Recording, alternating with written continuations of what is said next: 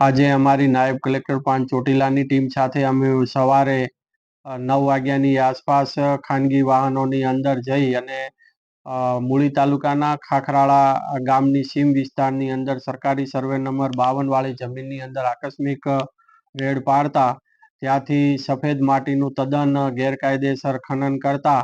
વાહનો છે જપ્ત કરવામાં આવેલા છે, જેમાં એક જેસીબી મશીન છે અને 3 ટ્રેક્ટર અને ટ્રોલી સાથે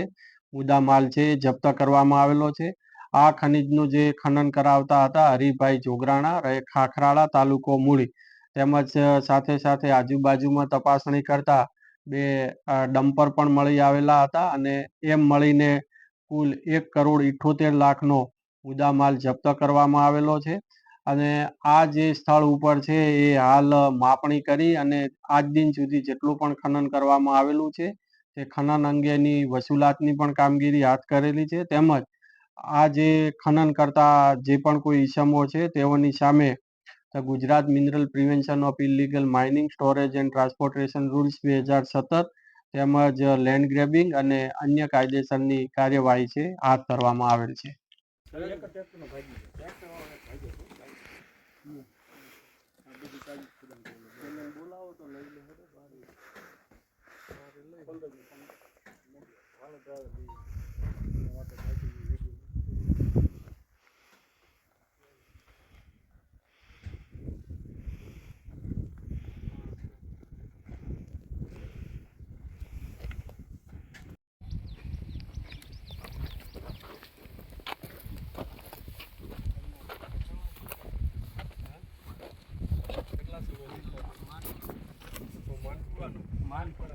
માન